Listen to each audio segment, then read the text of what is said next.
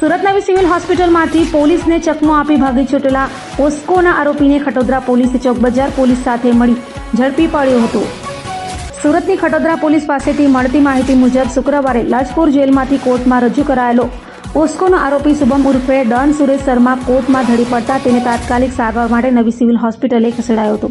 જ્યાંથી આરોપી પોલીસને ચકમો આપી ભાગી છૂટ્યો હતો, જે અંગે ખટોદરા પોલીસે ફરિયાદ નોંધી ત્વરિત તપાસ હાથ ધરી ખટોદરા પોલીસે ચોકબજાર પોલીસને સાથે રાખી છૂટેલા પોક્સોના આરોપી એવા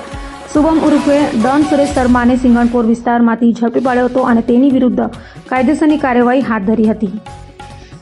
કાલે 22/8/25 રોજ નામદાર કોર્ટ કસ્ટડી હેઠળના લાજપોર મધ્યસ્થ જેલમાં રાખવામાં આવેલ એક આરોપી શુભમ શર્મા, જે પોક્સો અને એટ્રોસિટીના ગુનાઓના આરોપી છે, કોર્ટમાં ખેંચ આવતા તેને સારવાર અર્થે આ કામના આરોપીને જાપ્તામાં નવા સિવિલ હોસ્પિટલ ખાતે દાખલ કરવામાં આવ્યા હતા અને ચાલુ સારવાર દરમિયાન આ આરોપીએ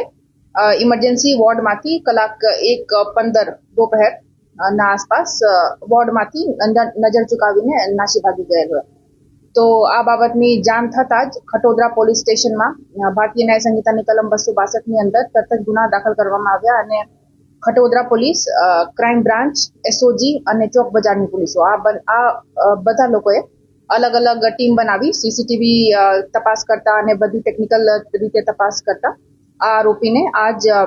સિંગપોર 4 રસ્તા ખાતેથી ફરીથી ધરપકડ કરવામાં આવ્યા છે અને પરત જેલમાં મૂકવાની કાર્યવાહી અત્યારે ચાલુ છે।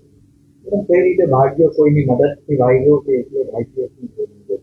હા, અત્યારે કોઈની મદદથી ભાગ્યો આ તો સ્પષ્ટ નહીં થતા, એવું જ લાગે છે કે એકલો જ ભાગ્યો હતો।